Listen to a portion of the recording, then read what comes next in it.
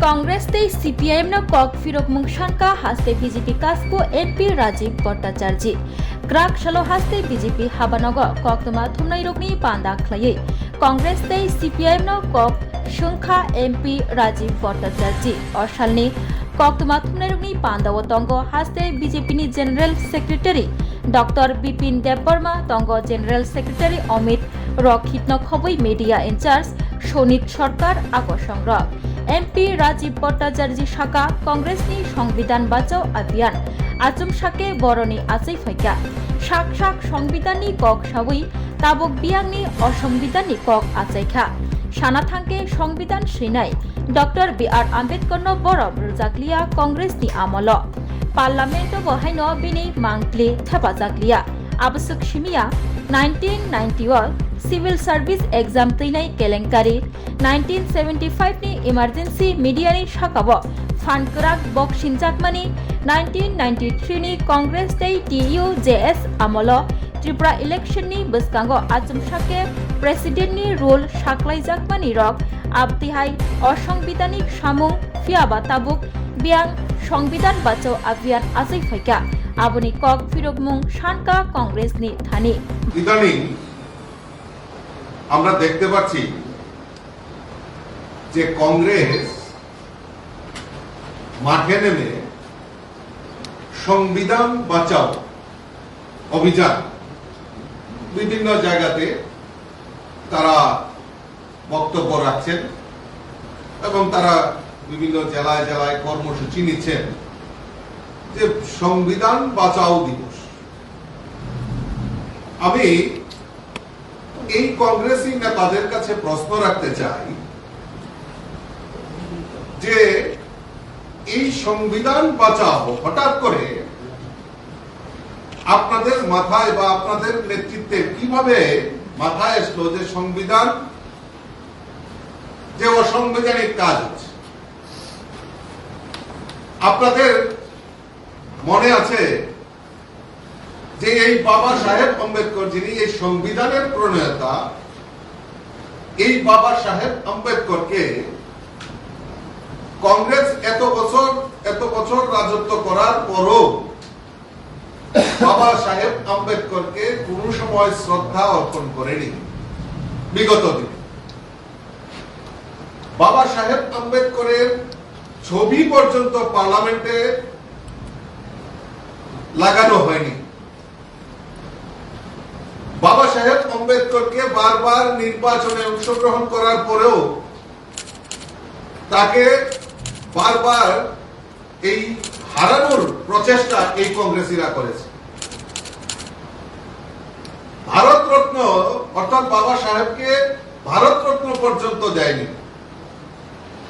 পরবর্তী সময়ে 1990 সনে যখন ভিপি সিং এর সরকার হয় তখন অটল বিহারী বাজপেয়ী উনি আগ্রহ প্রকাশ করেছিলেন যে বাবা সাহেব আম্বেদকরকে যাতে সঠিক শ্রদ্ধাঞ্জলি দেওয়া হয়, ভারতরত্ন দেওয়া হয়, এবং পরবর্তী সময়ে 1990 সনে এই বাবা সাহেব আম্বেদকরকে ভারতরত্ন দেওয়া হয় এবং যে উনার যে প্রতিকৃতি সেটা পার্লামেন্টে সেখানে লাগানো হয়। আর এই কংগ্রেসীরা, কংগ্রেসের যে রাষ্ট্রীয় নেতারা রয়েছেন রাহুল গান্ধীও সংবিধান নিয়ে নাড়াচাড়া করে, সংবিধান বই নিয়ে, কিন্তু পরবর্তী সময়ে সাংবাদিকরাই দেখিয়েছে যে এই যে সংবিধানের পৃষ্ঠা ভিতরের পেজগুলি নেই, খালি ব্ল্যাঙ্ক সাদা পেজ নিয়ে, আর শুধু উপরের ছবির উপরের কাভারটা নিয়ে সংবিধান নিয়ে উনি ভোট প্রচারে গিয়েছিলেন। মিডিয়ার এই পরবর্তী সময় দেখিয়েছেন যে উনি যে সংবিধানটা ধরে রাখেন তার ভিতরের পেজগুলি ব্ল্যাঙ্ক। তাহলে এই সংবিধান নিয়ে কিভাবে তারা যে সংবিধান বাঁচাও, যারা সংবিধানকে হত্যা করেছে তারা কিভাবে এই সংবিধান বাঁচাও দিবস পালন করে, এটা মানুষ, জনগণ তাদের কাছে জানতে চায়। ভারতবর্ষে 1975-এ ইন্দিরা গান্ধীর সময় অসাংবিধানিক ভাবে এই ভারতবর্ষে এই নিসা আইন অর্থাৎ ইমার্জেন্সি ডিক্লেয়ার করে লক্ষ লক্ষ রাজনৈতিক নেতাকে জেলবন্দি করা হয়েছিল। সংবাদপত্র, গণতন্ত্রের চতুর্থ স্তম্ভ সংবাদপত্রের বিভিন্ন সাংবাদিকতায় পেশায় যারা জড়িত তাদেরকে কণ্ঠরোধ করা হয়েছিল। আর আজকে কংগ্রেসীরা সংবিধান বাঁচাও দিবস উদযাপন করছে।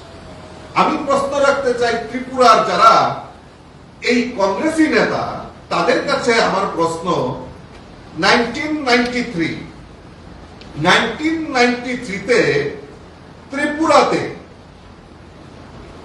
আপনারা সবাই জানেন যে ত্রিপুরাতে সেই সময় নির্বাচনের প্রাক মুহূর্তে ত্রিপুরাতে রাষ্ট্রপতি শাসন দেওয়া হয়েছিল, সরকার ভেঙে দেওয়া হয়েছিল। সরকারটা কার ছিল? কংগ্রেস টিউজিএস এর জোট সরকার ছিল ত্রিপুরা রাজ্যে, আর কেন্দ্রেও কংগ্রেসের সরকার ছিল। তো কি করে এই 93-তে ত্রিপুরাতে যে এই রাষ্ট্রপতি শাসন দেওয়া হয়েছিল, তখন কি ত্রিপুরায় সাংবিধানিক ব্যবস্থা কি ভেঙে পড়েছিল? তাই ত্রিপুরায় রাষ্ট্রপতি শাসন জারি করা হয়েছিল, নাকি কেন্দ্রের কংগ্রেস সরকার সংবিধানকে অবজ্ঞা করে আপনাদের সরকারের বিরুদ্ধে, মানে অর্থাৎ কংগ্রেসের সরকারের বিরুদ্ধে রাষ্ট্রপতি শাসন জারি করেছিল? এই কংগ্রেসী নেতা যারা আজকাল এই ত্রিপুরা রাজ্যে নেতৃত্ব দিচ্ছেন, আপনাদের কাছে মানুষ জানতে চায়, মানুষ এত বোকা নয়। আপনারা আজকাল সংবিধান বাঁচাও দিবস আপনারা উদযাপন করছেন, বিভিন্ন জায়গায় বক্তব্য রাখছেন। আপনাদের কাছে সেটা প্রশ্ন রাখতে চাই, 93-তে কেন রাষ্ট্রপতি শাসন ত্রিপুরাতে লাগু হয়েছে? ভুলে যায়নি ত্রিপুরা রাজ্যের মানুষ। 1990 সনে সিভিল সার্ভিস পরীক্ষা হয়েছিল। এই সিভিল সার্ভিসের পরীক্ষায় 96-এ হাইকোর্ট, গুয়াহাটি হাইকোর্ট, তখন গুয়াহাটি হাইকোর্ট ছিল, এই গুয়াহাটি হাইকোর্টে এই নিয়োগ নিয়ে মামলা হয়। পরবর্তী সময়ে এই যে মামলা হয় 96-এ, তার মহামান্য উচ্চ আদালত নির্দিষ্ট করে বলেছিলেন ভারতের সংবিধানের 316 এবং 319 নম্বর ধারাকে লঙ্ঘন করা হয়েছিল। কার সরকার ছিল? কংগ্রেস টিউজিএস এর জোট সরকার। তো এইভাবে সংবিধানকে আপনারা লঙ্ঘন করেছিলেন। আরো মনে আছে, রাজ্যবাসী জানতে চায় আপনাদের কাছে, 93-তে একজন আইনজীবীকে পর্যন্ত নাসায় গ্রেপ্তার করা হয়েছিল। রাজ্যের আইনজীবী থেকে শুরু করে সাধারণ মানুষ ব্যাপক প্রতিবাদ করেছিলেন। ক্ষমতার অপব্যবহার করে এই আইনজীবীকে নাসায় গ্রেপ্তার করা হয়েছিল। এটা মানে নজিরবিহীন ঘটনা। ভূভারতে আর দ্বিতীয় পাওয়া যায় না। এই যে নাসায় গ্রেপ্তার করা হয়েছে, পাওয়ারকে ইউটিলাইজেশন করে, অপব্যবহার করে। আর তখন কি সংবিধান বাঁচাও, সংবিধানকে লঙ্ঘন করা হয়নি? লজ্জা থাকা দরকার এই কংগ্রেসীদের, যে আপনারা এইভাবে বারবার এই ত্রিপুরা রাজ্যে এবং আপনাদের কেন্দ্রীয় যারা সেই সময় দেশের প্রধানমন্ত্রী থেকে শুরু করে, যে আপনাদের এইভাবে সংবিধানকে বারবার উল্লঙ্ঘন করেছেন। আর আজকে আপনারা মনে হয়েছে আপনাদের সংবিধান বাঁচাও দিবস করছেন, এই রাজ্যেও করছেন। রাজ্যের মানুষ আপনাদের কাছে প্রশ্ন রাখতে চায়। Aboni logi CPIM ni bakhaktei haste hapang job offer pandani bisingtei bakmani LOP Jitendra Chaudhary no khoboi CPIM ni kobani adongrok ni bakhaktei kelengkari ni kok shilcha jakmani abonotei bo kok shawi khnarakha MP Rajiv Bhattacharya bosaka laithanai 25 years bahaike shebok rujaka CPIM amolo botai bosaka 1993 CPIM hapangni phano फाइमानी यागुलो 1994 नि April तालो तंकसं लुकुरग्न खबई ATTF NLFT तंकसं हालगो किफिल फाइनी रग्न सेबग्रनानि तंगमानि फियाबा केसेकेरें आसाइखा ते आ बिशिवन education department न 3500 सेबग्रनानि कक तंगमानि आफुरनि केसेकेरें खबई पौरसभाव 387 ते जोट मिलो 300 सेबक तेलांगना कक तंगमाबो सेबक cancel खालायजाकमानि 1996 ni job offer baklaimung teinai kebangma kesekereng khoboi BC 2013-14 job offer baklai thani kelengkari tongma bai baksasuk netaro juta bai bujakmani patimung tei thoi thangjak uttom chakmani mungui job offer angkhormani obahai kebangma kelengkari kok rokno tiyoi yago evidence tei CPIM no phangke phunukha MP Rajiv Bhattacharya tabukni haste hapang clean recruitment policy by sebok telangai tongo tei beskang salobo telangnai tei je mantrak hastni bekar sikla sikli rokno swachh niti by no sebok telangnani kokbo sakabo tei bo CPIM ni thani o kelengkari rokno rogui srai srai kok firokmung sankabo বন্ধুগণ আমরা ইদানিং দেখছি যে CPM জিতেন বাবুরা এই চাকরি নিয়ে খুব ভাবে বিজেপি সরকারকে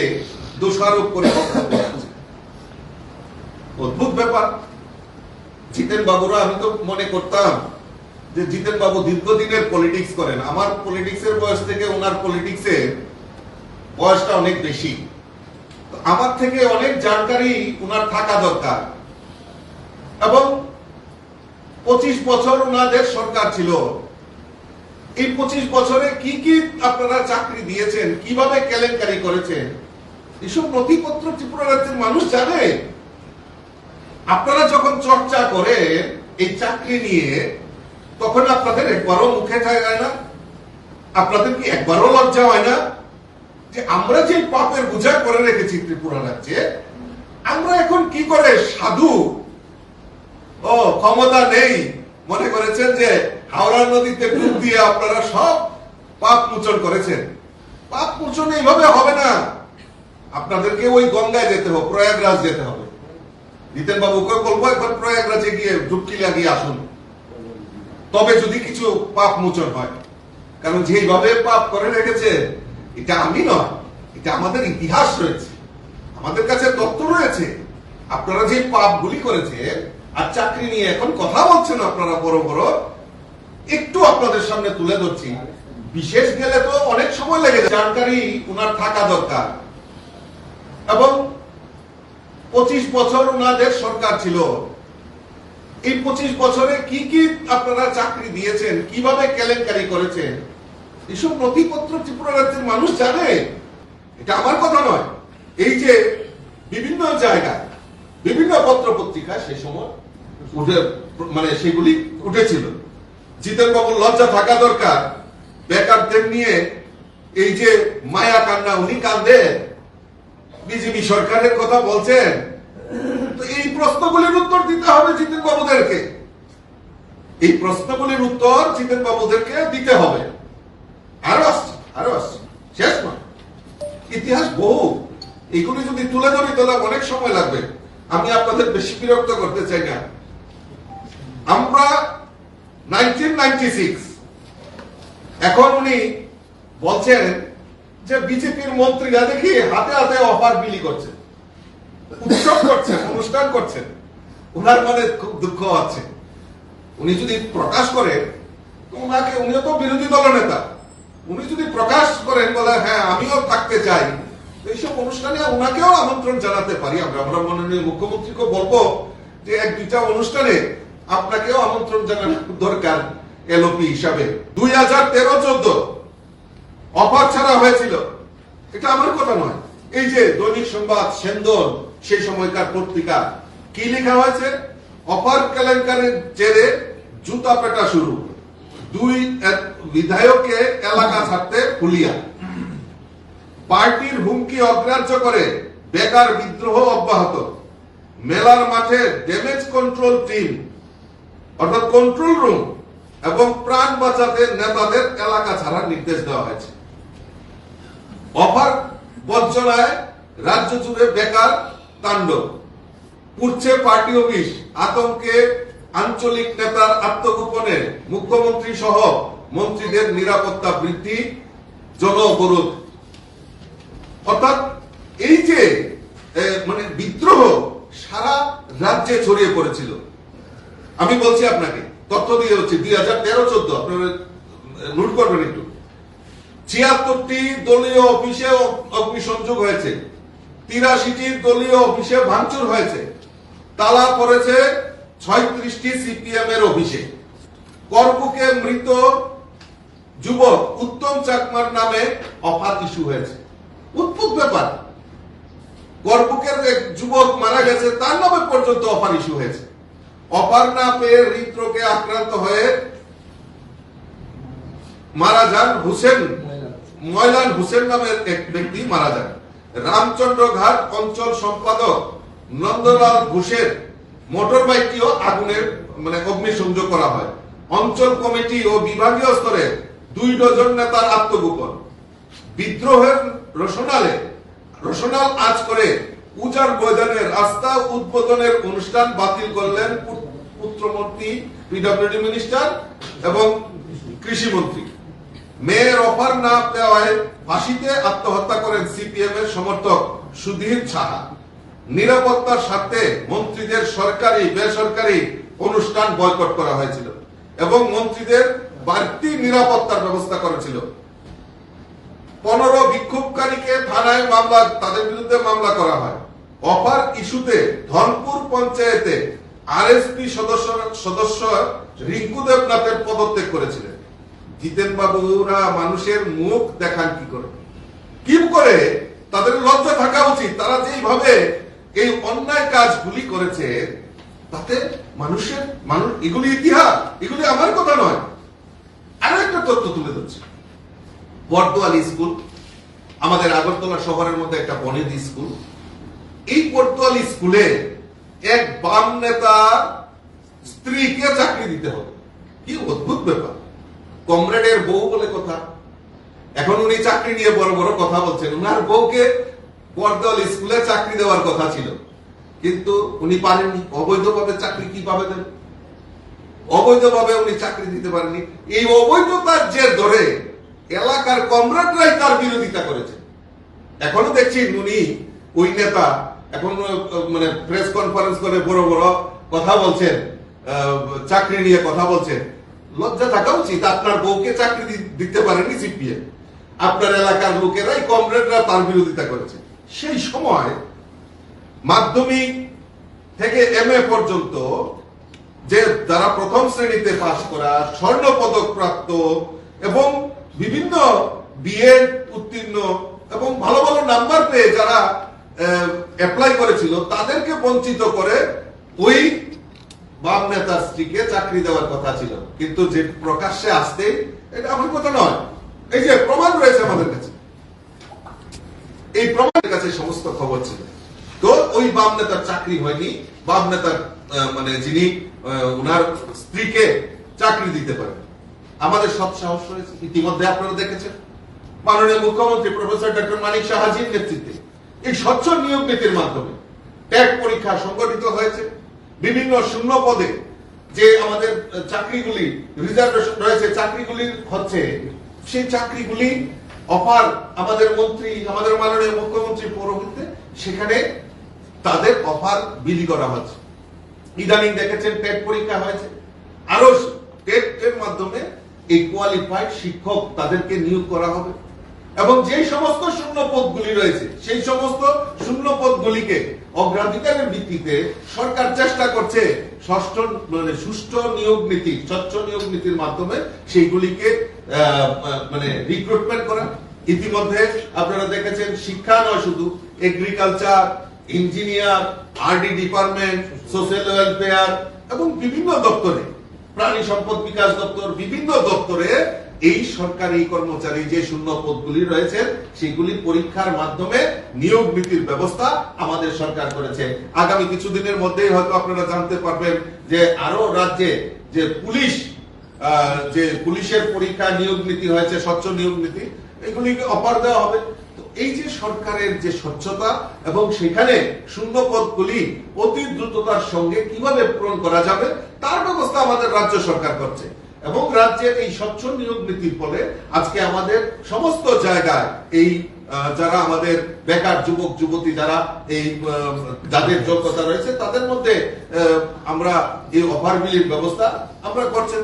এবং আপনারা দেখেছেন এসপিউর মাধ্যমে এসপিউ নিয়োগ, আগামী দিন পুলিশ এক্সিকিউটিভ এবং বিভিন্ন ক্ষেত্রে এই নিয়োগের সংখ্যা আরো বৃদ্ধি হবে এবং আমাদের সরকার এই ত্রিপুরা রাজ্যের বেকার যুবক যুবতীদের পাশে রয়েছে এবং আগামী দিন তাদের কর্মসংস্থানের ক্ষেত্রে আমাদের সরকার নিশ্চয়ই বলিষ্ঠ পদক্ষেপ নিয়ে কাজ করবে।